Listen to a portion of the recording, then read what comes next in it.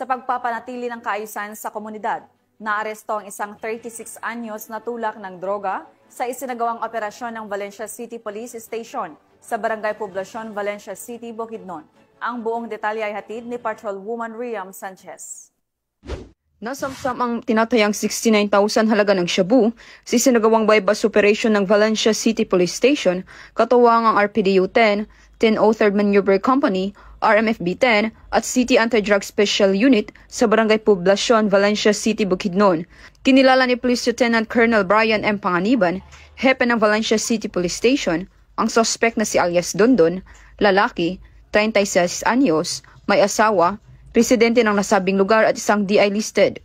Nakumpiska mula sa suspect ang tinatayang 10 grams ng hinihinalang shabu na may standard drug price na 69,510 pesos at iba pang mga paraphernalia. Maharap ang suspect sa kasong paglabag sa RA 9165 o Comprehensive Dangerous Drugs Act 2002. Mula dito sa Camp Capistrano, Busa, Cagayan de Oro City, ako ay inyong Police News Network correspondent, Patrolwoman Riam P. Sanchez, alagad ng batas, tagataguyod ng Balitang Pulis.